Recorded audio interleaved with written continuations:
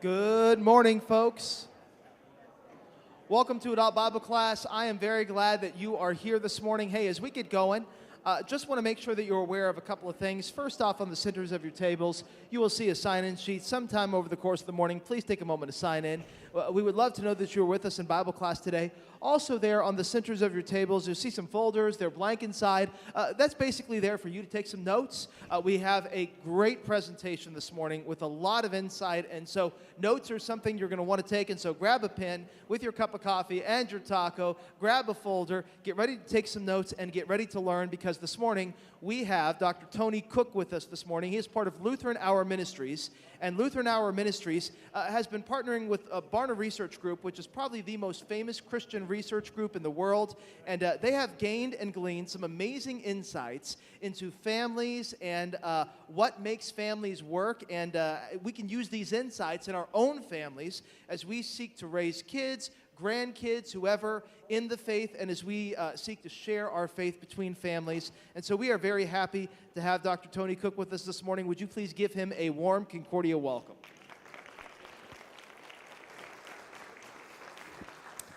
Thank you. Thanks. Good morning. I am thrilled to be here with you today. They asked if I was willing to come and do a Bible class for you this morning, and I was here last year. I was here for J2E3, I think, and I was so impressed with how vibrant and active your congregation is. I was like, I'd be more than happy to. So it is my pleasure to be here with you. I'm not the only one here from Lutheran Ministries. My boss, the CEO and president of Lutheran, Kurt, is right here. You can see him. They clap. They clap for you, Kurt. That's good. That's good. Next to him is Jason Brogy, and Jason is the Director of Design and Development for Global Ministries. So he is the one who helps to execute and design all of our books and products that you guys take advantage of. So, Jason. And don't clap as long as you did for Kurt, though. Good. And then we got Lori, thanks. Lori, the lady taking a picture of me over there. Lori is here with our table. We have some things to show you, some things to give you back at the table. And Lori works with our Constituent Services division, and she does our Speakers Bureau, as well as works with our marketing and PR folks and people like that. So that's the people that we have here today from Lutheran, and we are thrilled. Last time I was here with you, I talked about our first Barna project, which was Spiritual Conversations in the Digital Age. And now we are in year 2, which is the spiritually vibrant household presentation I'm going to make today based off of our Households of Faith research. So, as you know, I'm Toni Cook. I'm the Vice President of Global Ministries at Lutheran Hour. And this research that we're presenting to you today, and my interpretation of that research, is based off of our ongoing partnership with the Barna Group. We have a 3-year partnership with Barna. Year 1, as I said, was Spiritual Conversations. Year 2, Households of Faith. And year 3, Communities of Action. And if you look at each year, you'll see that Spiritual Conversations starts with the individual gaining a hearing for the gospel of Jesus Christ, giving the good news, and guiding people toward faith. Then that individual lives in a household. So we go from one person, we expand out to their household, and that's what we'll be talking about today. And then next year, what happens when households gather together? When we have a collection of households, Christian households, working to make impact in the world, we call those communities of action. So the reason our 3 years are designed like that is that we begin with the individual and work our way out to households gathering together. So the books that we've produced so far, the Spiritual Conversations in the Digital Age monograph, which is a collection of the data from Barna, as well as their interpretation. And tomorrow at the workshop that we're doing for church leaders will be the first time that we will have available the Households of Faith monograph, which was just printed, I think, last week. So each year we produce a monograph. We also produce a lay book that is kind of a trade paperback that is produced through InterVarsity Press. The one that goes with spiritual conversations is titled Reluctant Witness, I believe, and that will be available at the end of the first quarter of this year. And we've already started working on the Households of Faith book with InterVarsity as well. So, today, what I want to do is I want to begin with looking at the trends in American households today. Now, a lot of times when we think about what a household looks like, we think about our childhood, or we think about households that are presented on TV. So today we were having a conversation about the Dick Van Dyke Show, and you can think about that household, or other households, The Simpsons, whatever you might think of. We all have our idea of what a household looks like. But I think in many ways, those of us who've been around for a while, many times we think of a household as a mom and a dad and a kid or two. So that kind of nuclear family household. But what we found is that the trends in households today, there is a large variety of households in America. And what we think is predominantly the household that we would find, the nuclear household, that is just one of many. And there's been a number of kind of sociological trends that have started to change what households look like. So the first one that you might be familiar with is the concept of the boomerang kid. And in the old days, when I grew up, once you hit 17, then you were out of the home. And you went out and you made your own home and your own life and your own family. And you only came back for Christmas and, holidays to visit. Now we find that, especially with the millennials, that with the difficulty of finding their own place, affording the mortgage, paying for insurance, as well as a delaying marriage and things like that, that sometimes our children come back to the nest. And when we thought that we were empty nesters, now after college or a couple years later, we have a child living at home. Anybody here experience that? I just am interested. Anybody have that experience of a boomerang kid? Yeah, my kid is graduated, Ben. He graduated from college, and now he decided that he wants to come back to St. Louis and get a master's degree. So I'm waiting to see if his old room will no longer be the guest room again. So, so we'll have to wait and see. But that's a fairly common thing. Many times, financially, it is beneficial for them to live with family for a while. The second one that I mentioned was millennials are delaying marriage and family. So one of the things they want to do first, statistically, is to establish themselves. So they want to establish a job, they want to establish a place to live, they kind of want to get their vocation sorted out before they think about entering into marriage and having family. Even when they get married, many times children then are delayed in that. The interesting thing about that is that the church has really relied on people getting married and having kids for its growth. I was a pastor, I've been ordained now for almost 25 years, but one of the things you would always think is that, well, this young couple isn't coming to church, but when they have kids, they'll return. And we always kind of banked on that fact that marriage and then children would bring them back into the congregation. But now you have a whole generation of people that A, are delaying marriage, and B, are delaying having children. So that old adage of, well, in a couple years, they're going to be married and have kids and come back, we're finding that is growing longer and longer, and it's not really an effective way of making sure that the faith is passed on from generation to generation. What we've kind of found ourselves in is a position where we have relied heavily on kind of the patterns of society and the patterns of demographics to keep the church moving along. But as soon as that changes, as soon as society is no longer kind of working in our favor, it's a wake-up call for many congregations when they find that system of passing on the faith is broken. So for me, the idea of waiting for them in their early 20s to get married and have kids and come back to church in order to strengthen their faith, now that that's delayed, it makes it even more important that the faith formation that takes place in the home is as vibrant and as deep as it can be. because the time between the home and coming back to church might be a decade or more for some people. So what is going on with their faith in the meantime? You also find that one of the trends is the rising cost of living. And you see that now, especially just in the news recently, when people don't receive their pay.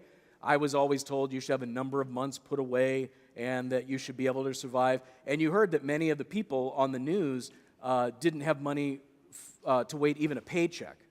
So living paycheck to paycheck, along with rising costs of rent and other types of things such as health care for people, is making it very, very difficult. And so what you're finding is not only kids, but multi-generations of people living in the same house in order to survive financially.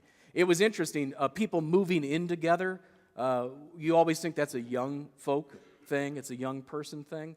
But as a pastor, I found that it actually works on both ends of the spectrum, that people living together when they're young also happens again with people in their retirement, that people will come together and share the same home in order to save on their finances and on their living costs. So that's one of the things that is impacting what a household looks like.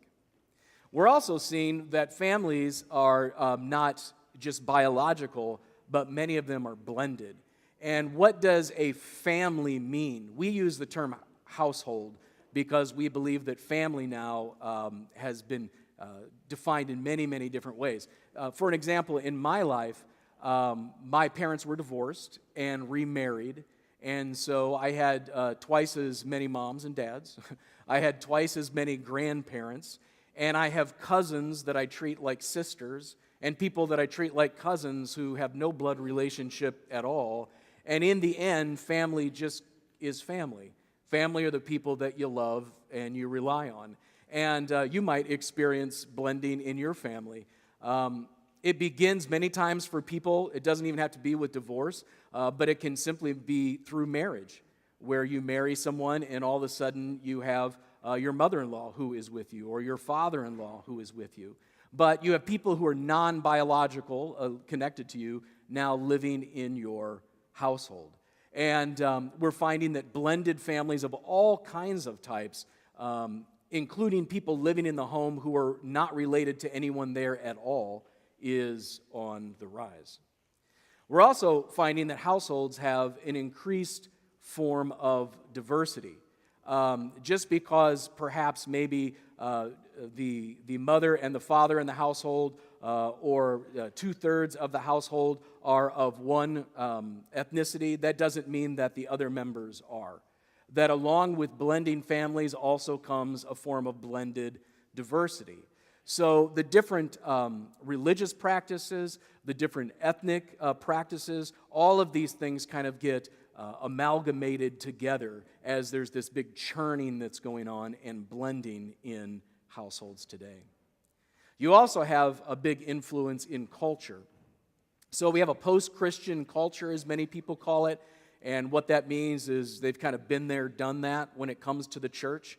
We used to think that when people weren't in church, it was just about going out to them and saying, well, you know, we got a new pastor, everything's okay now, or that controversy's over, you can come back, you know. But we always kind of had that idea that in one way or another that people would want to be there eventually, that people would want to participate with us as a member of our Christian family eventually. But we're finding that a growing number of people really now have moved beyond that narrative of Christianity in America, and they live in a way where Christianity is something they might have heard of, but it's really not part of the way they look at themselves, nor is it a part of the way they look at America today. And that feels like a big loss for us, because Christianity and what it is to be an American for many, many decades felt like they were almost one in the same thing. I mean, we talk about God and country. And when we talk about God and country, we're talking about God the Father and Jesus. We're talking about a Christian God and country. And you're starting to see that Christianity is being seen as one of many different options when it comes to faith and practice in America, including having no faith at all in an American scene. So that impacts our households as well. We can't necessarily rely on the fact that we were a Lutheran household to produce Lutheran or even Christian children. And the second to last trend that we found was that church participation has been on the decline. Now, you are very blessed. I mean, the people that are in this room are bigger than most churches I attend. So you have a lot of blessings here. But across the United States, we found that going to church is in the decline. People are beginning to question, well, why do I need to go? And then why do I would need to go weekly? What is the idea of participation, and what does it mean for me? And what we've begun to notice is that many people don't have an understanding of church other than the activities. And so, well, I went to church, I heard the message, I can do that a couple times a month, I can go to Bible class once a quarter, and I can be good. They see it as activity-based. They don't necessarily see it as a group of people coming together in relationship as the body of Christ. So we, in many ways, have lost the relational aspect of what it is to be the body of Christ. And many times people are saying, well, I go to the gym once every 2 weeks. I go to the mall once a week. I go to church every 2 weeks. It's just seen as an activity on their calendar. But we're starting to see that decline in church participation. And this is kind of also resulting in the final point that we kind of have a do-it-yourself approach to faith formation. So this is also connected to the post-Christian or postmodern, if you will, culture in America, where people are picking and choosing the fabric, if you will, of their faith. And so they might listen to a television broadcast or a radio broadcast. I just had someone talk to me last week, and they called me and they said, the Lutheran Hour is my church. And we don't like to hear that at the Lutheran Hour. But for this particular person, and this person wasn't a shut-in either, it was an able-bodied lady, and the Lutheran Hour was her church. And I said, well, what else do you do? And she said, well, I listen to the Lutheran Hour, and I read my Bible and pray. And for her, that was the totality of her faith life. She found the parts that made sense to her and put them together. For those of us who are a little bit older, it's like when you sign on the line, you buy the whole package. Church attendance, Bible class, and probably another time a week somewhere along to help out the church or mow the lawn or whatever it is. That really is not the way people are looking at faith today. They're pulling the parts that make sense and give meaning for themselves, and they don't really feel the pressure to support all of the other functions that are going on. So those are just some of the basic trends that we find in American households. Now, who did we look at for this study? If you look at the distribution of the household types that we have in the study, we looked at 2,347 U.S. participating Christians, adults, and teens from April 5th to April 11th of 2018. Now, if you put those numbers together, they won't add up to 100%. Because there is a small overlap between the single parent number and the multi-generational number. But if you just kind of look at this, we just polled 2,300 folks, and only 25% of them were in a nuclear family household. Now, when I first saw that number, I was surprised. I thought that number would be a much larger number. But 25% were in a nuclear family household. 17% were in a household with a roommate. 14% were couples in a household. 12% were multi-generational, so you have perhaps a parent or grandparent living with you. 12% were single-parent households, which I was surprised by that because, at least by the news and what you see in the media, I thought there would have been a larger number of single-parent households. 5% were grown-up nuclear family households, so this is like a adult child coming back and living with you. And then 17% were just a mixture of all of these different things. And the reason they're all lumped together in the end is that there wasn't enough of any one kind in order to make kind of a statistical statement, so they get lumped together into the other category. So when you look at this and you think, well, who is in my congregation? We just didn't measure the American population in general.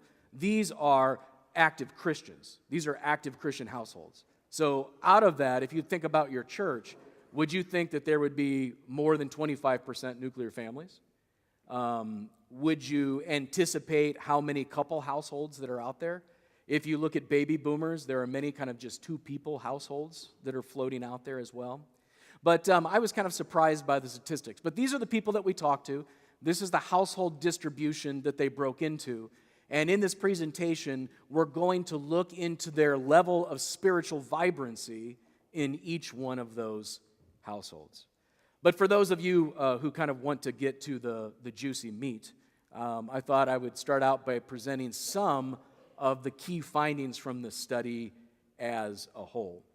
The first key finding that we have was that children or kids become a catalyst for any interaction, including faith-related interactions. The interesting thing about this is that having children in your home brings you into proximity with other people, as well as moves you into areas of activity that you might not normally be in. So Jason, who works with me, Jason has 5 children. How many children do you have? 4 children. He has 4 children. And they're, what ages, Jason? The twins are 10. 10, 2 10s. And Kate is 7 and Josiah is 5. 7 to 5, okay. So you can imagine that what he's doing on any weeknight is different than my wife and I, who are empty nesters. So just example, when we were coming out here, you said that you had been to how many? Yesterday morning, I got up, we went to 2 basketball games, a swim practice, and then they went to something else and I went to the airport. Yeah, 2 basketball games, a swim practice, and something else. And what did I do? I watched television all the time he was doing that, So imagine how many opportunities he and his family had to be a witness at 2 basketball practice, swim practice, and whatever else they were doing throughout the day, versus me, and you laugh, I literally was watching TV in my house with my cat and my wife.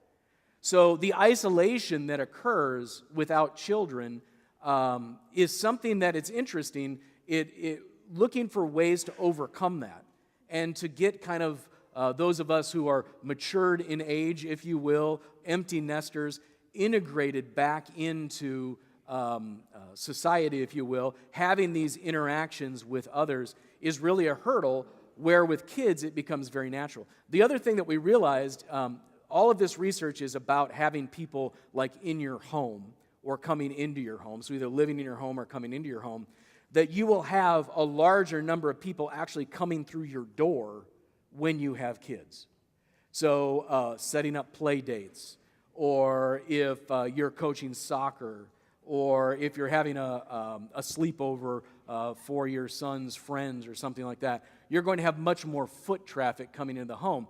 And what we found was activity of any kind is directly connected to vibrancy.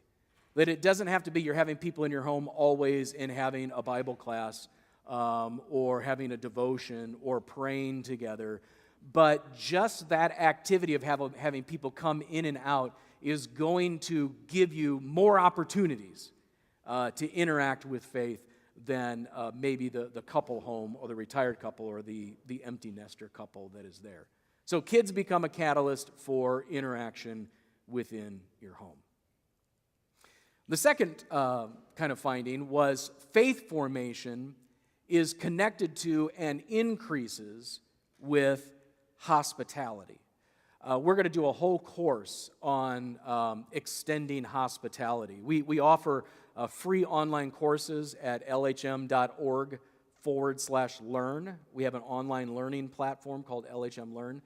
And one of the courses we're developing for this year is solely about hospitality. Hospitality, if you think about that, getting people in your door and having them in your house provides these opportunities for interaction and faith formation. The way that people come into your house, obviously, is by being hospitable. They can't come through a closed door. And so hospitality is that forward movement that opens the door and draws people into your home. So hospitality, biblically, being seen as extending yourself or a welcome to a stranger. That would be someone who essentially is not biologically related to you. Hospitality is that force that helps to expand the people who are coming in and out of our home.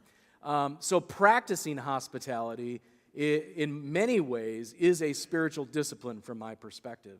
Learning how to practice hospitality in our homes specifically. It's one thing to practice hospitality and to say we're going to go out to dinner together or something like that, but there is an intimacy that is connected to having people actually in our home with us. The next key finding that we discovered was that spiritually vibrant households are characterized by fun and quality time. It really shouldn't be surprising, but that just doing things with your family is the first step to having a spiritually vibrant home. So even if you have no concept of how you can be a spiritual coach in your home, or lead a family devotion, or encourage people to explore their faith in your home, we all can go out and do things together. So spending time with your family, quality time, and just having fun is a great place to start. When we talk about sharing your faith, we use a concept called the spiritual conversation curve, which I'll talk about in a second. But in the spiritual conversation curve, you don't start with a conversation about Jesus and the Bible. You start real easy with just a conversation about daily life. Everybody can talk about what's on the news or the weather or whatever it might be. In many ways, this is kind of the comparison when it comes to activity. You don't have to build an altar in your home or something immediately and have a worship service, if you will, but you can begin simply by spending quality time with your kids. Or with any of those people that are in your home, to be present with them. So a lot of these things come down to not just sitting in a room next to one another, but actually interacting with one another. You'll see that there's been a kind of renaissance of family activities in the home, such as family board game nights. Actually, even Hasbro has come out with a push to sit down across the table and to have conversation and fun, to talk around the table with each other, and to read together, to read out loud, to sing together. There's all kinds of activities that people do that we found. But spending quality time and enjoying each other's company really kind of kicks open the door for deeper conversations. It's really the building of safety and opening the door so that when you enter into those more difficult and deep conversations, people are comfortable with doing so. And then finally, one of the major topics was findings that we found was faith heritage impacts Christians' beliefs and practices for the long term. And that could be for good or ill. Some people have faith in spite of the faith practices or lack of faith heritage in their home. And other people find that it's a very binding factor. For me, that is true. I walked away from my faith in my 20s, as many young men do. That's why it's kind of the prodigal son stereotype that's there. And one of the things that stayed with me was my family's heritage. My grandmother on my father's side was a tambourine-carrying Pentecostal. And she did. Got up at 5 o'clock in the morning, got ready, and waited for the church bus to come. And she would, when I stayed the weekend with her, she would get me up and take me to her little Pentecostal church. And it scared the living daylights out of me. It really did, yeah. But my grandmother believed in Jesus as if he lived next door to her. Just a little side story. I remember growing up that my grandmother used to have, you remember those big Bibles they'd come and sell you door to door back in the day? Those big family Bibles. She had a family Bible. Not only did she have a family Bible, but she had like a little table that she would set, like a little tiny coffee table. And that Bible took up the whole coffee table and would sit there. And my grandma, every night before she went to bed, the TV might be on low, or she might be listening to Elvis. She always liked to listen to Elvis on the record player. And she would sit there with the family Bible across her lap, and she would just sit there and run her finger under the lines of the text all the way down the page.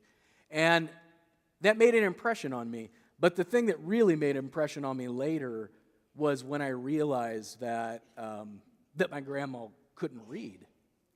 She had never been taught to read in her life. She was illiterate. To see her sit there, to remember her sitting there and running her fingers along a text that she could not comprehend, that devotion to Jesus, that devotion to His Word, never left me. Even when I attempt to run, even when I attempted to go, that picture of her sitting in that chair, running her finger along those lines, kept me anchored at home. So, our faith heritage, the examples, the modeling that we have, that's not a small thing. That sticks with people. If it was important for the mom and the dad and the grandmother, that you commit this time, that you invest this energy, well, then maybe it's something that I can invest in and commit to as well. All right. So the nature of households. One of the things that we were looking at was, what is a household? If we're going to put together work on households of faith, we wanted to know what a household was. And we knew that a household was going to be something more than biological family. So what we found, or the way that we went with it, was that a household, you can see kind of like the picture on the wall there, a household, that core household, are the people who are living in the home with you. But if you're like me, there are people in your lives that come in and out of that door that begin to become something more than guests. They become something more than friends. Even so much so that they might warrant a picture on the wall in your home. And when you look at the core, that would be the picture in the center, these other people who spend a considerable amount of time with you, coming in and out of your home, sharing life together, that is what we call the whole household. So another way of looking at it, you can see this diagram here, the core household being the household in green, and then the whole household is the dotted line around the outside. So in the core, you have the people who are kind of living with you in your home, and then the dotted line, that's people coming in and out through that invitation of hospitality. So that has a permeable membrane, if you will, where while your core household might not change that often, and the people who are living in your home, your extended members of your whole household, they do grow and change and ebb. You might have someone come into your extended household for 5-6 years and then move, and then they go out of your extended household. So your whole household numbers change over a period of time, even when your core household, the people who live with you, might fluctuate at a less frequent rate. So the point here is that when we think about our household and our household of faith, many times people only think about the people who have a bedroom in the house, who live there with them. But my challenge for you is to look out to your whole household, to your extended household, much like an Old Testament understanding of what an oikos or a household is. Who are the people who are like family coming in and out of your household? And how can you expand that intentional faith formation and just day-to-day interaction with those extended members of your whole household? It's interesting, when we did this research, people said, well, I don't have a household, I just live by myself. And what you'll find is that while that might be in their core household, one person, that a lot of times people who live on their own, they have a fairly large extended members in their whole household. So they might be surrounded by 8 or 10 other people their age that are in and out of their household all of the time. So even though you might be a single person living in a household, or maybe you might be like my wife and I, an empty nester couple, and our child is now out of the household, that there are other people that God has placed in kind of like our daily realm that come in and out of our household, and that we have the ability to reach out to with hospitality, as well as to bring into the fold of intentional faith formation. It might also be that it is just the two of you, and no one ever comes into your home. And so one of the challenges there would be to say, how can we be more hospitable? How can we bring more people into our whole household and have more extended members? It's interesting to think that by the time you kind of know what you're doing as a parent, your kids are gone, right? Well, there's always that opportunity to bring other people into that realm as well.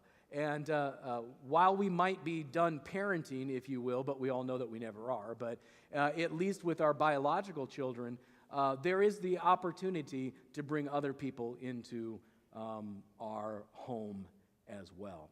So really for us at Lutheran Hour, while this is a concept that is addressed in the research, it's one of the concepts that we are really focusing on is how can we kind of change that idea of what a household is in people's minds so that they're seeing it more than their biological family or the people who live with them, and seeing it in a much more extended way.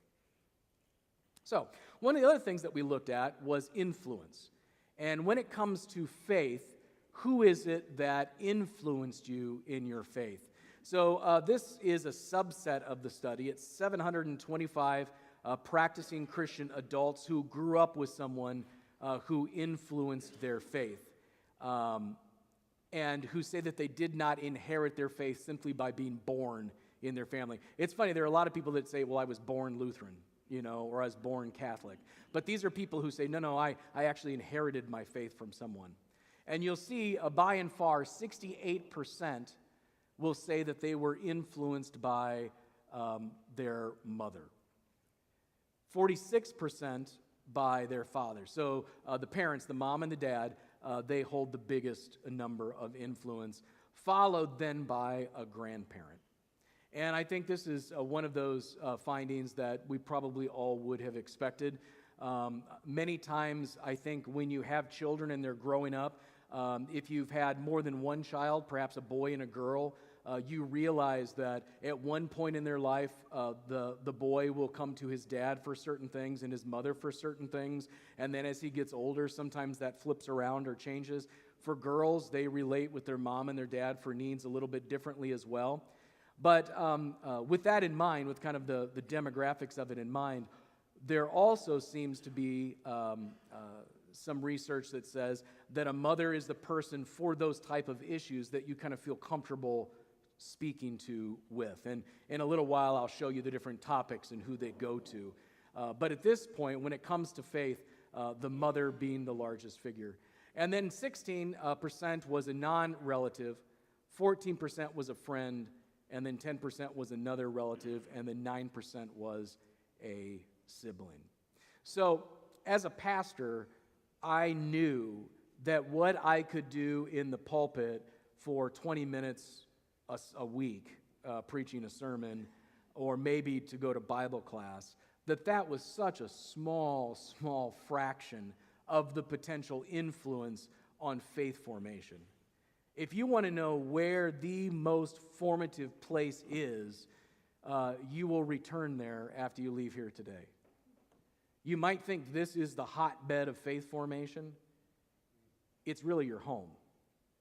Over extended period of time, having conversations about faith, gaining a hearing for the gospel, caring and loving for people, that outweighs essentially 25 years of my preaching ministry, what you do simply having people in your home and living side by side. So definitely, faith formation is at least should be seen as a partnership between the home and the congregation. But I think a lot of times we've kind of felt that the congregation might take on the weight of that formative power. So like Sunday school, Bible class, confirmation. I remember when it came time for confirmation that I asked for permission to take my son through confirmation myself. And so I did confirmation with my son at the kitchen table. And I thought to myself, I've been a pastor all these years and I've confirmed all these children. Why wouldn't I want to offer that to my own kid? Why would I then give him over to someone else? And you say, well, that's fine and dandy, you're a pastor, but what about a person who's not trained? And so part of what we're doing this next year is to provide you with ways and resources so that you feel equipped to have these kind of conversations about faith in your home. We're working on a book. The first draft has been finished, yet to be titled, I believe, that'll be coming out for you. And then I'm working on a book, which is more of an activity-based book that will allow you to explore and create your own family routines and rituals customized for your own home in order to inspire you there. Faith experiences with families of origin. So the question is, would you say you're a Christian as an adult because of a person you grew up with in your household? And you'll see 59% said, yes, someone passed their faith down to me. So faith is not seen as something we just stumble upon on our own by most people. When you think back probably 30 years ago, you'd hear people say, yeah, I don't want to influence my children. I'll let them grow up and decide on their own. That's not how it works. I'm sorry, but that's not how it works. What you're actually doing is you're teaching them while you're letting them grow up that faith is not important. So you're always influencing. You're always modeling. You're always parenting. And when people look back at that, they said, no, I saw my mother. I saw my grandmother. I saw my father. And what I have is some of what they had that has been passed down to me. Now, 23% say I am a Christian despite the sort of Christianity I saw my household growing up in. So these are people who are like, yes, I'm still a Christian, but I'm a different kind of Christian than my parents were or my household was. And you also find that people in that percentage tend to have a fairly well-defined understanding of Christianity for themselves. And it's because they define it over against. So anytime you're defining something over against someone else, you've spent more time thinking about it. So you have a family maybe that was like a family experience of my own, some family members who were Jehovah's Witness. And then later on, they're Christian, but they're not Jehovah's Witness. Their understanding about their faith is much more highly defined because they have this thing to compare it to. So it's interesting that faith can be passed on by a positive example or sometimes in spite of the example that we have. 15% of the people said, no, my Christianity as an adult is not because of a person in my childhood household. So that was a lot smaller than I expected. And then it says, yes, someone explored faith at the same time I did. So maybe working through it together with a friend or a roommate. And then 2% said other. So by and large, almost 60% of the people surveyed out of 1,116 in this particular question felt that their faith was handed down by someone in their household. So, I could just stop and walk away and say, your household is important. And that is really kind of the summary of what we learned. So how do we lean into it is really the point. So what do these households look like? You might be thinking to yourself. You're talking about spiritually vibrant households. What are some of the characteristics that we looked at? Well, Barna actually looked at a number of characteristics, and they made a few definitions. Now, these definitions are created by Barna in a way to kind of explain or illustrate. The two extremes on this would be a vibrant household, and a dormant household would be the other extreme. And then in between, they have devotional and hospitable. So a vibrant household were households that talk about God or faith together weekly. They pray together every day or two. They read the Bible together weekly. And they welcome non-family visitors at least several times a month. And we call that vibrant. So that's a very active household of faith. A devotional household, these households talk about God or faith together weekly. They pray together every day or two. They read the Bible together weekly. They do not welcome non-family visitors at least several times a month. So they have the same spiritual practices, but they're doing them without guests in their home. So that would be devotional. Hospitable, these households welcome non-family visitors at least several times a month, but they do not talk about God or faith together weekly, do not pray together every day or two, and do not read the Bible together weekly. So this is kind of the opposite of the devotional, where they're having people in their home, but they don't have the spiritual practices occurring. And then the dormant, these households do not qualify as vibrant, devotional, or hospitable at all. So I don't know what that household really looks like, but they're not doing any of those things that are listed. And so they broke all of the households out in the survey, and what they found was out of 2,347 practicing U.S. Christians, that there were 25% of them that were in spiritually vibrant households. Now, this isn't just American population. These are Christians. So you're thinking Christian households. So out of the Christian households, only 25% of them were vibrant households. Devotional, 33%. So the people, actually, that's good. They're talking about faith formations going on, but they might not be having people in their home. You have 14% are hospitable, so having people in their home, but not those spiritual practices. But 28% of them were dormant. So they didn't have any of those qualifications at all. So the quick answer to that is doing anything is better than doing nothing. It's just like weight loss at the beginning of the year. Just do anything. If you think that in our Christian households that 28% of them aren't doing any of those things listed, just by doing one of those things, you could at least become hospitable, whatever it might be. But you see the potential power that is dormant in our churches today.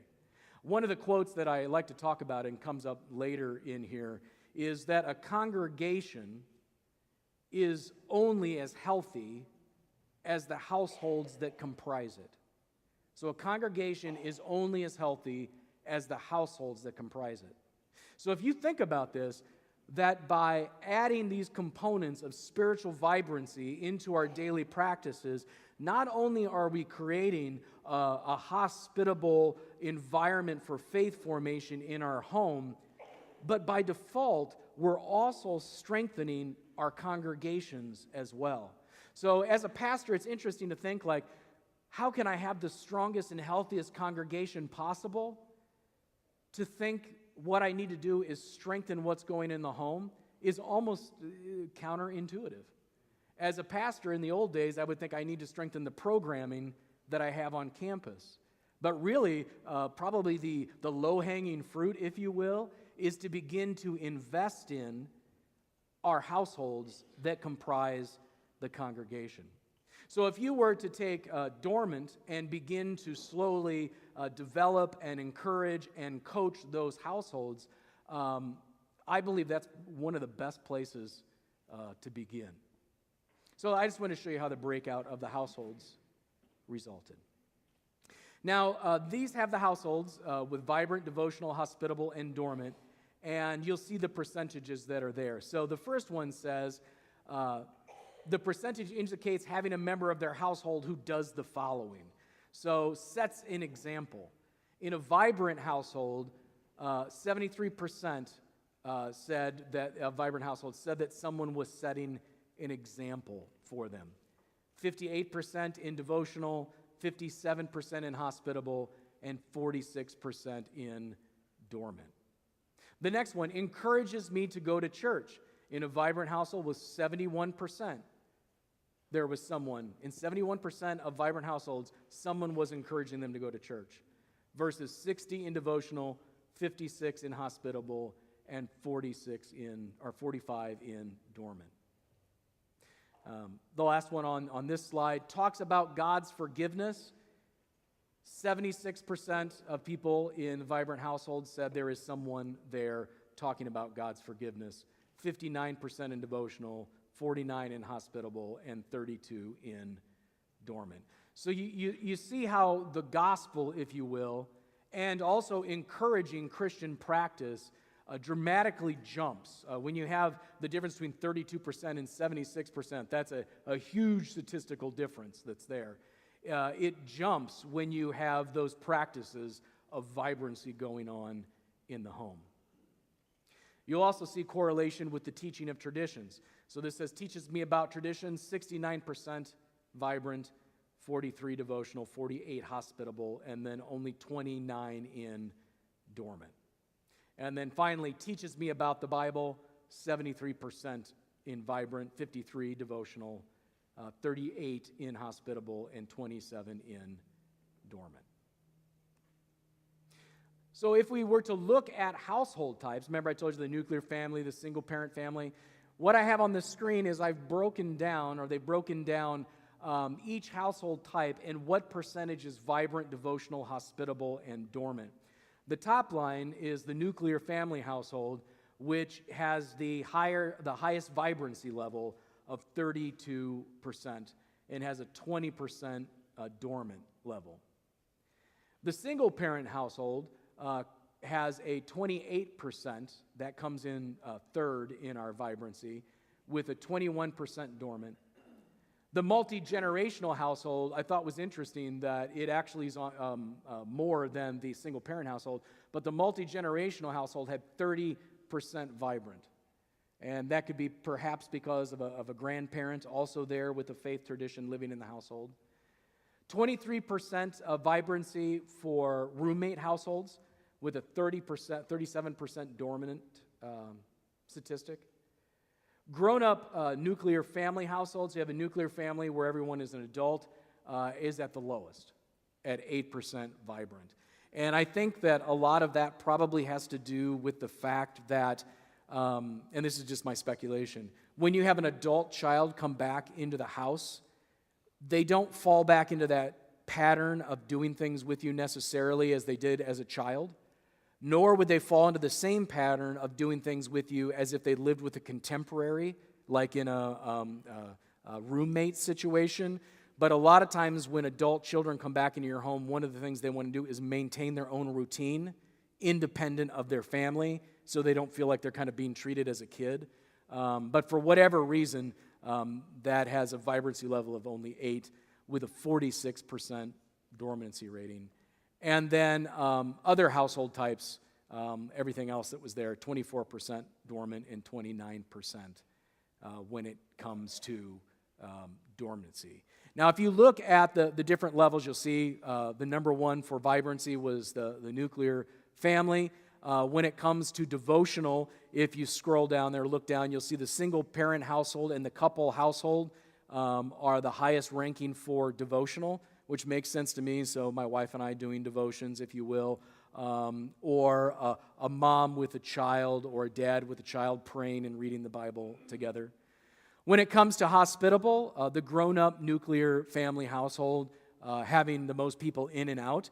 And the way I look at that is if you and your adult child have their own friends in their extended families, that you have almost 2 families worth of extended people to come into your household as well. And then when it comes to dormancy, you can see how that works out. So I just thought it was interesting to see how that breaks apart across the types. Now there are different qualities that they had. As I said, one was spend time, quality time together. The next was that there was someone who was kind of helping out or encouraging spiritually. The term here, a spiritual coach, is present in the home. Welcoming others into their home or hospitality, we've talked about a little bit. Some of the things we haven't talked about would be that you also had this kind of blip on the statistics that these were people who asked for help from other people. And what that let us know is that they had an extended household that they felt comfortable with, that they could turn to. And while this is a small percentage of the vibrancy statistics, one of the areas of statistics that it does come out and rank very highly is in the area of mental health. And you know that mental health among young people is kind of an issue that's talked about a lot today. And if you ever take one of those mental health quizzes like we do at work for our insurance plan, one of the first questions they ask you is this: when you're experiencing a problem, do you have someone that you can talk to? And they ask about 10 questions, all of which are different ways of asking, do you have a network or a web of people that you can rely on? And I think that the stability that comes out of the extended household in this study provides not only an environment for healthy Christian interaction, but I think it's also pointing to the deeper sociological reality that the more people that you're in relationship with, you also have a healthier kind of social involvement and perhaps even have better coping skills. I mean, you'll hear people that say, I experienced this and I had no one to turn to. And we all kind of innately know that that's sad when that happens. We would hope that people have a network. What do you mean you have no one to turn to? Don't you have family or friends? Because we all inherently know that those webs and those connections are productive and healthy from a social standpoint. Well, we find that when it comes to being spiritually vibrant, that it works out the same way as well. So not only are you building a network of people in which you are experiencing faith formation, but you are potentially also expanding your web for coping and potentially even mental health in your home. And then finally, members have a personal spirituality.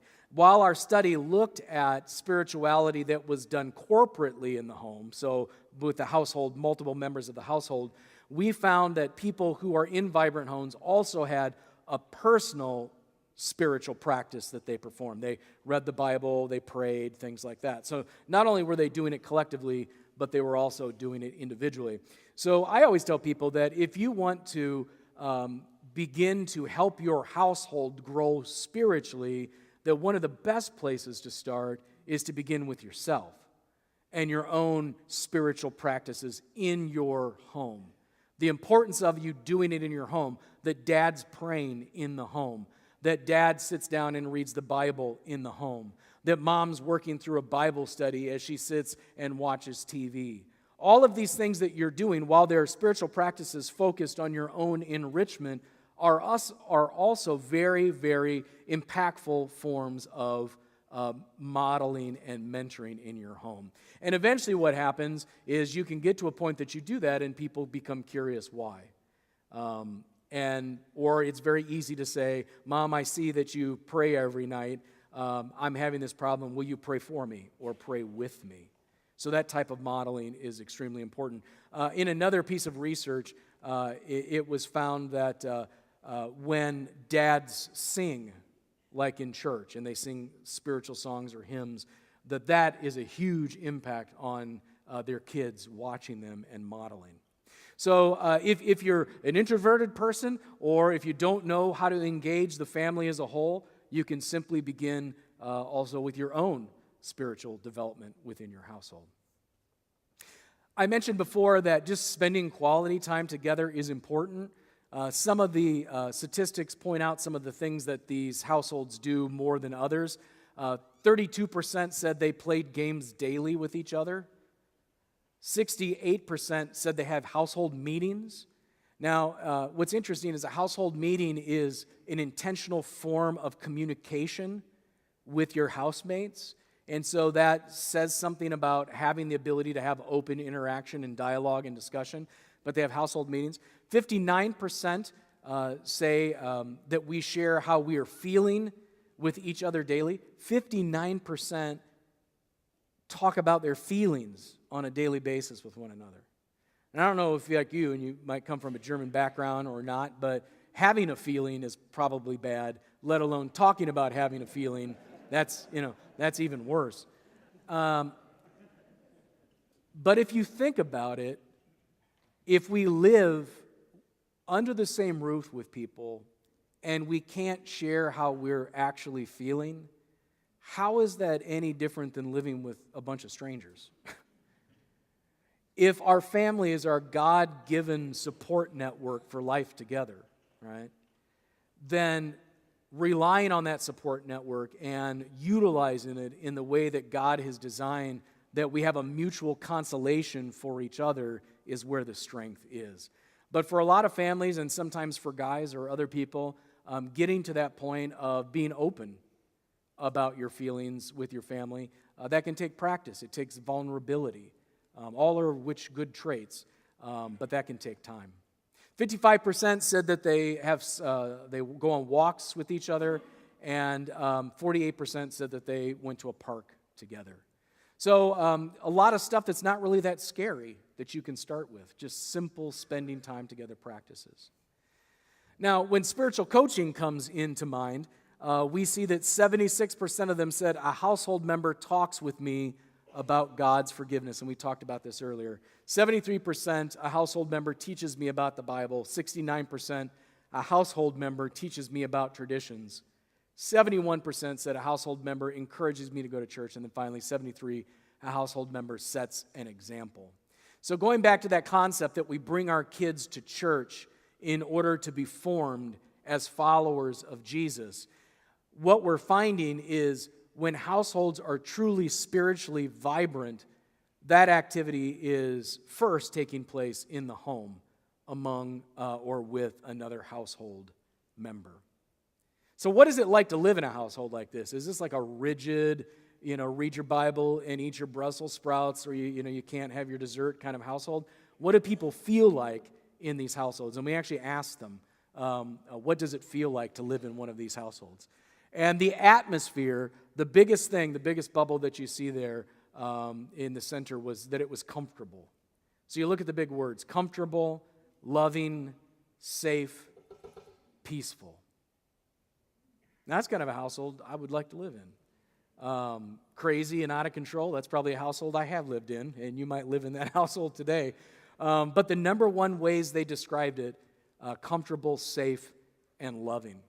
And you think about that environment, if you're going to talk to people about your feelings, about your faith, which is extremely deep, about the things that are bothering you and wearing you down in daily life that you're struggling to cope with, what environment are you most likely to do that in? One that is safe, comfortable, and loving. So it's interesting to kind of take a temperature of your home. And what is the atmosphere in my home today? Now, some of that you can control. Some of that's based on the stage of life that's there. But what are some things that you can do to look at that atmosphere and begin to create a safe space, if you will, for conversation and faith formation? It might sound odd, but it can be done. We do it actually online with Thread. It's our online digital program where people interact with us on social media, predominantly on Facebook, and we attempt to create a safe space and where people can talk about life, faith, and Jesus in an open and honest way. And part of that is just making sure that people are heard, that people don't talk over each other, that people aren't polarized to the point that they're not having conversation, but they're essentially arguing back and forth with one another. Maintaining a safe environment that's loving and comfortable actually takes effort, but those skills can be developed. For some people, it might be deprogramming a little. For some people, it might be, instead of just sitting in proximity to each other on a couch and each person with their iPad, it might be actually taking time alone to have a conversation. It even happens in households like mine. My wife just celebrated her birthday, and we went out to supper. And as we left the house, she said, "I'm going to leave my phone at home." And that was the first time my wife's ever done that. My wife's a preschool director, and so she carries her phone because people get sick and they need people to replace them and have subs and things like that. And so even at our stage of life, technology and other habits can kind of creep into there. But she set that aside so that we could actually sit and talk with one another. I didn't leave my phone at home, by the way, but there you go. Yeah. So anyway, having conversations is at the heart of really what we've been about at Lutheran Hour Ministries and our philosophy of gaining a hearing for the gospel. One of the things that we want to do at Lutheran Hour, Kurt talks about it a lot, that we want each and every person in the world to hear the gospel of Jesus in a relevant and understandable way.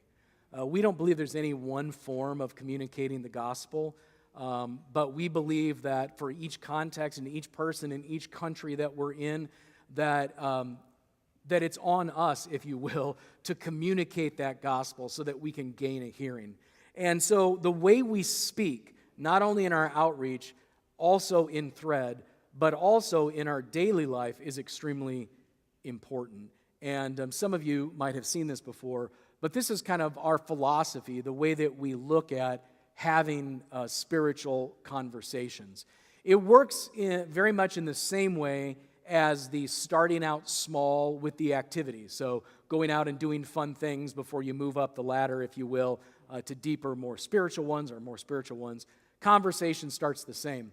Now, some of the things you'll see on here, if you can see from the distance, the top kind of line that goes with the arrows at the top, that's kind of what we're praying happens.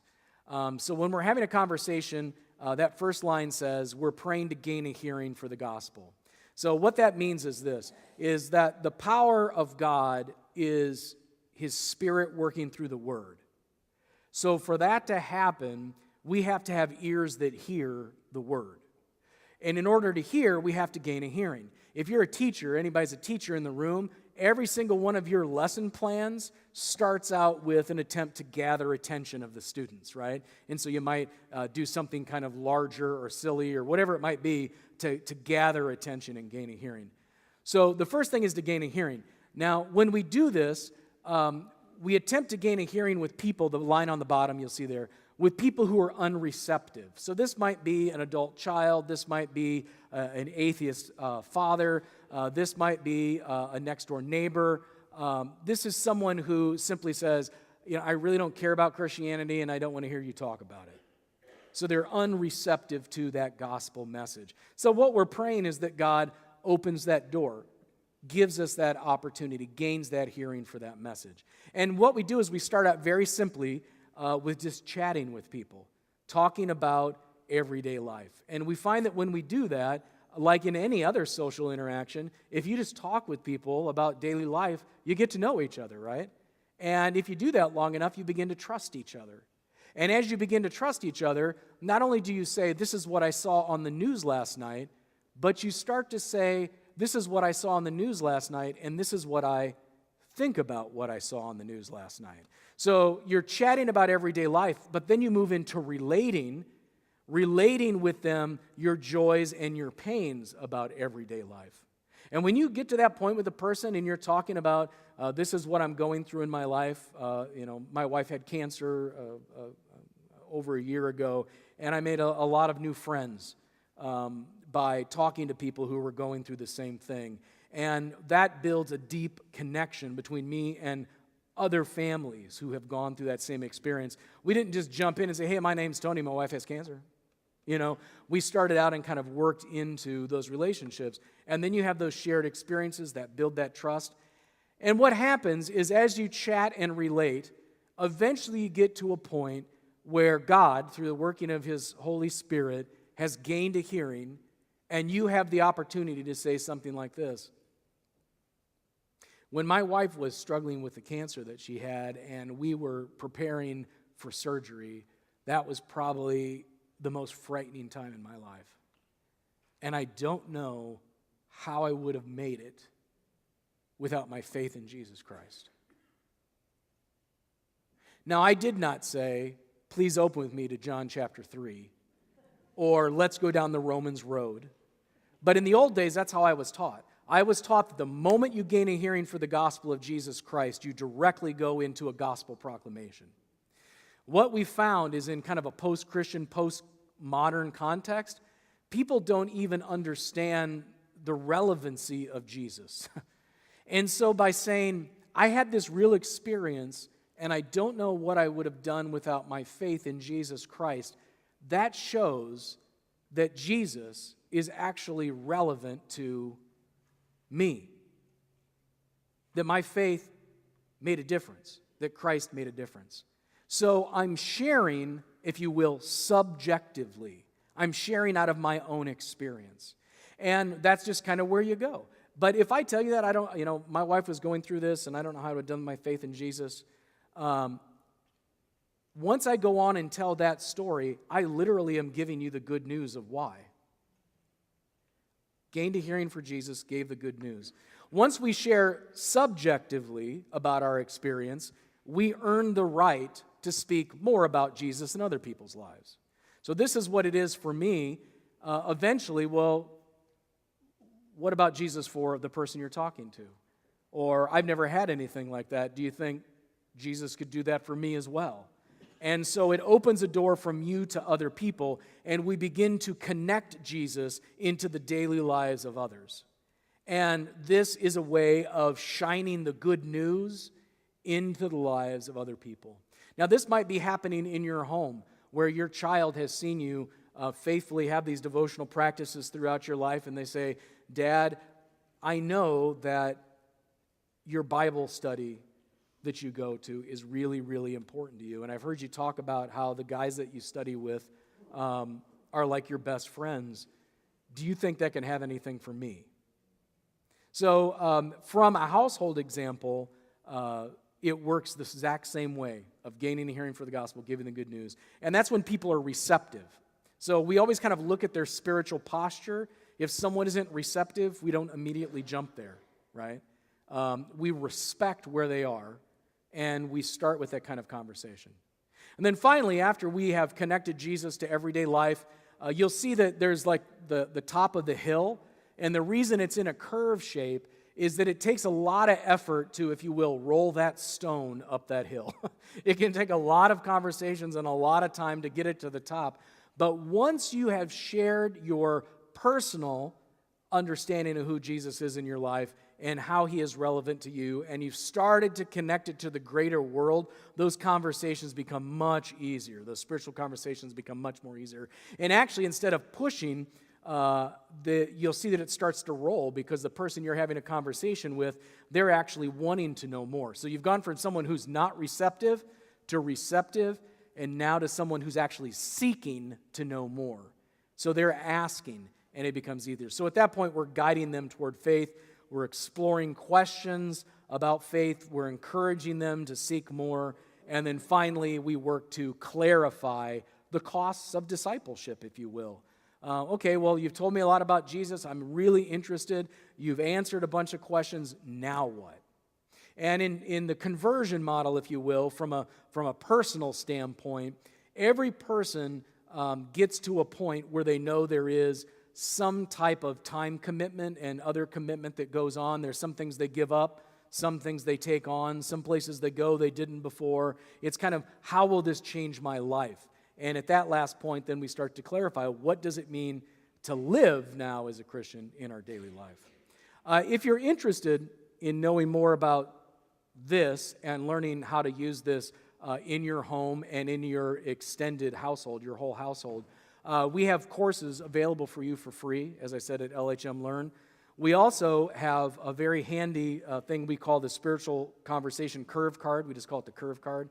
And it has that diagram in it, as well as on the back, it has those little thought bubbles and talk bubbles where you can actually select a person that you would like to gain a hearing for the gospel with, and you can work through that process. And most of us who work now in my division, we carry one of these with us with someone's name on it, always looking to see how we can gain a hearing, give good news, and guide toward faith. And these are back at the table with Lori if you wanted to pick some of those up or take those classes. So it looks like I'm down to 15 minutes of time. And so I'd like to move on now to looking at more kind of devotional practices. We said, what does that look like in the household? You can see here how it's broken out with regular non-family guests and without non-family guests. So these would be activities in the dark blue that you're doing without guests, and in the kind of salmon color with guests. So reading the Bible together, 86% of vibrant households, that's going on with regular non-family guests in their home. 73% without non-family guests. Praying together, and I think this is phenomenal, 93% of vibrant households, they are praying together with regular non-family guests in their home. And then finally, discuss God and faith. 94% are discussing God and faith in their house home with non-family guests.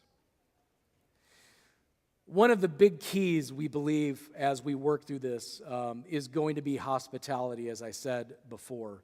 And hospitality is that way that you put yourself in proximity with another person so that they can enter into that comfortable, safe, loving environment to learn about Christ and what He has done.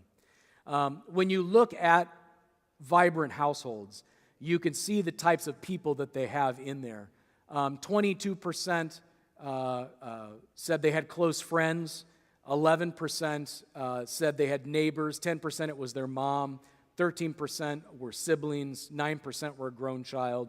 And 8% were grandchildren.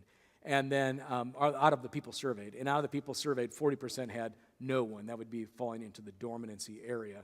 So when you think, well, who is it that you invite? A lot of times you invite someone into your home that you've developed a relationship with. You know that is the level of intimacy, is that you've reached that level when you have people to eat with you in your home.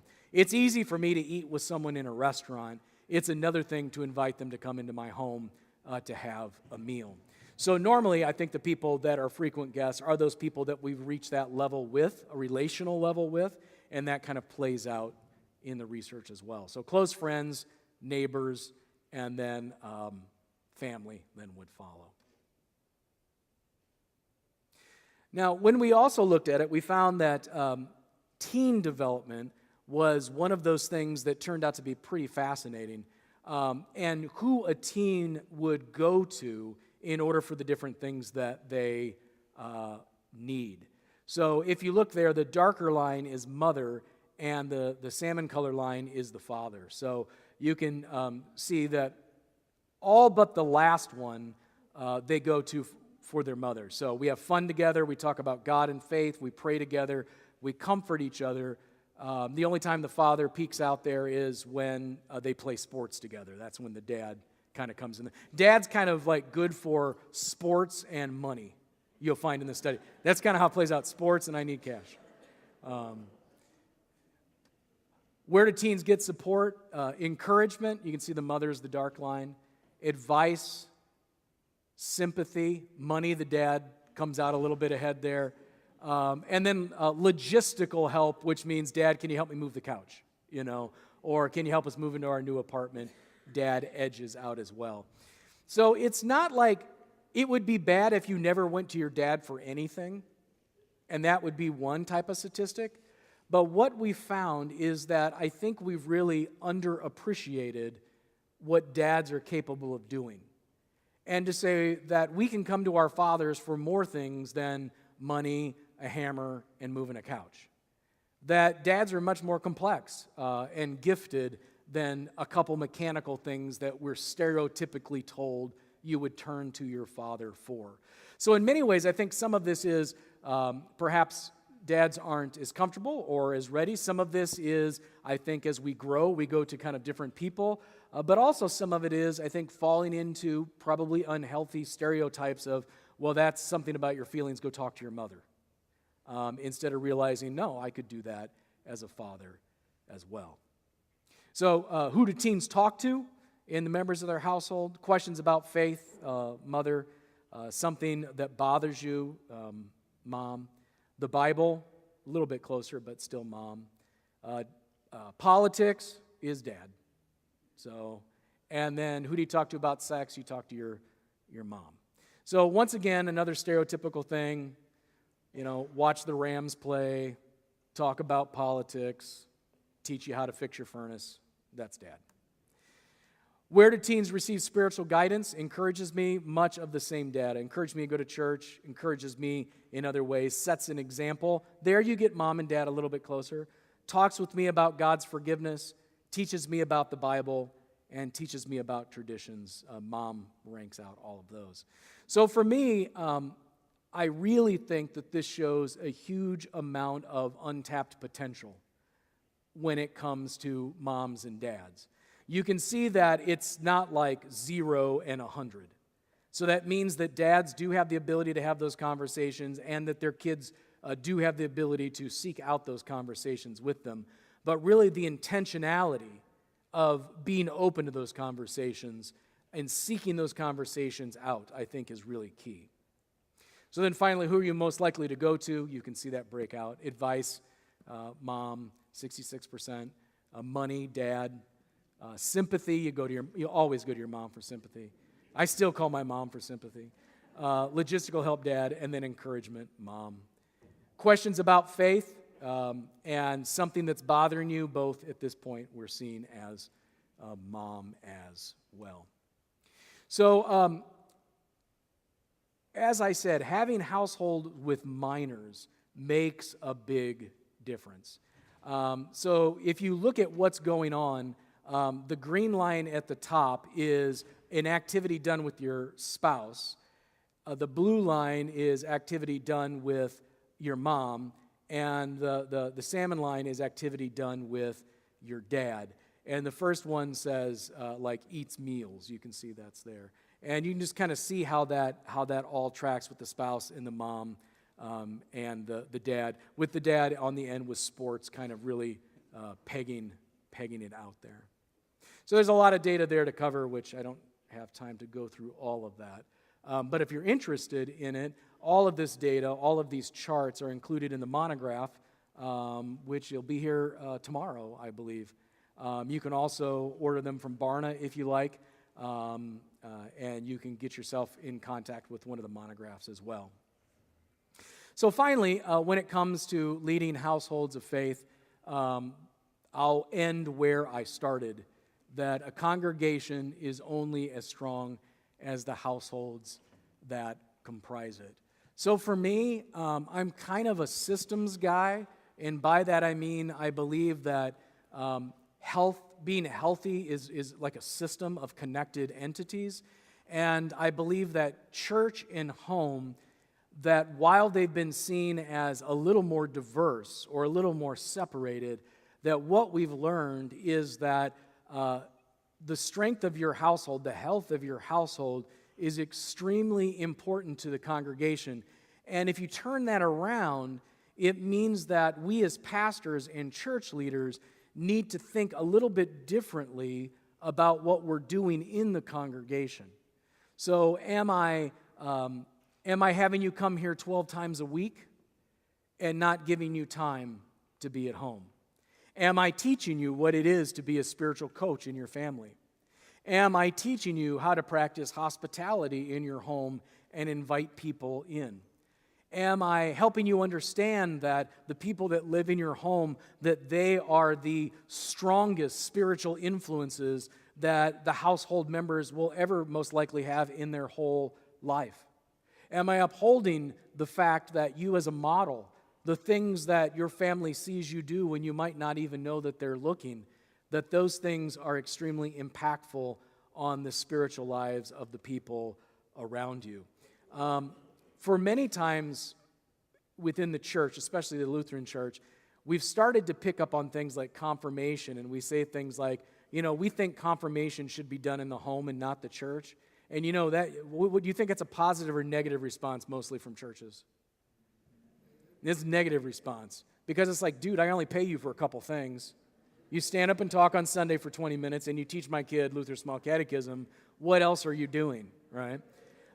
So we almost see it as this is your job to do. Stop trying to pass this off on me. But to be honest, what is the most supportive, loving context we can find? In many places, with vibrant families, which I'm sure you are, it's going to be your home.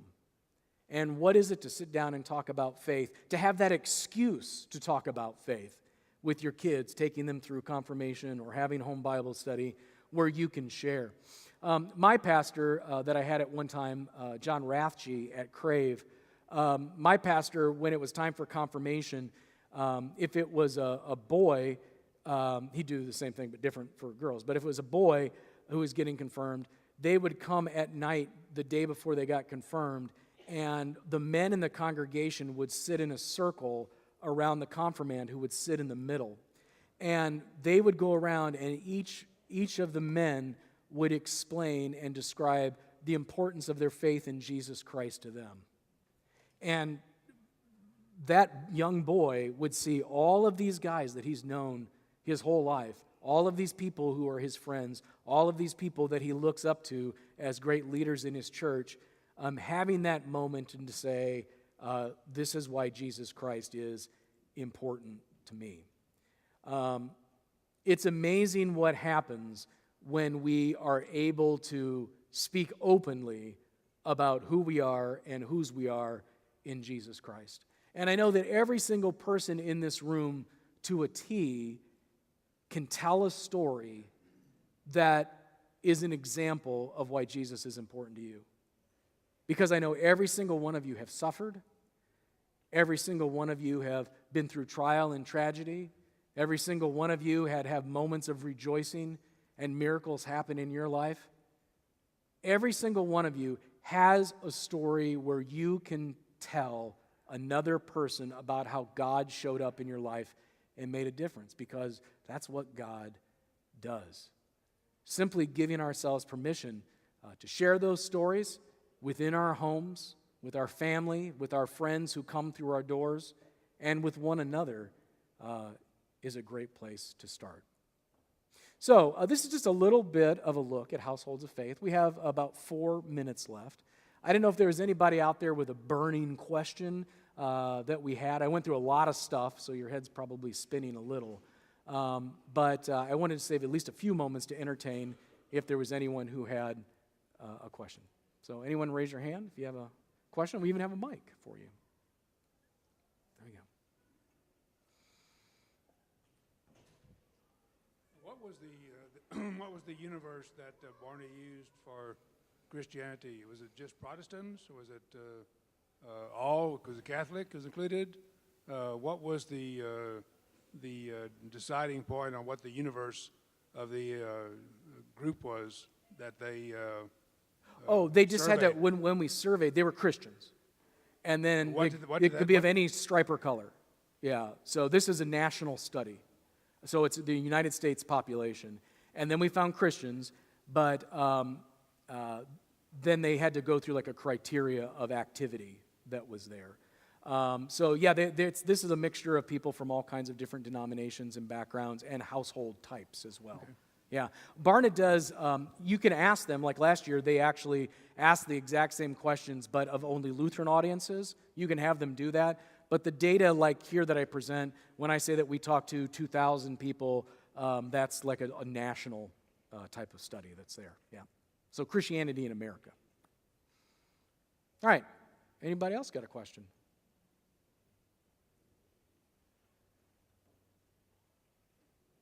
Anybody? All right. If not, I think, Steve, are you coming up here?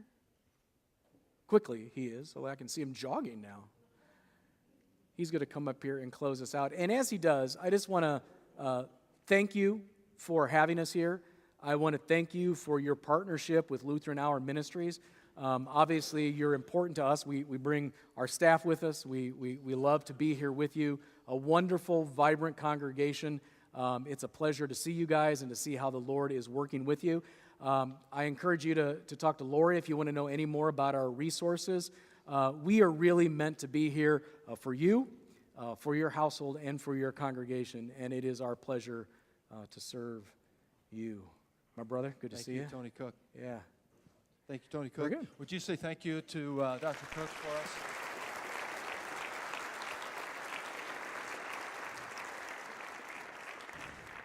Well, I hope you've had a wonderful morning with Dr. Cook and with the research that's being done, and it's helpful to you. I'm scheduled in for tomorrow when we do this here at the church, and some other pastors are going to be joining us, and we're just very, very pleased. Let's close with a word of prayer.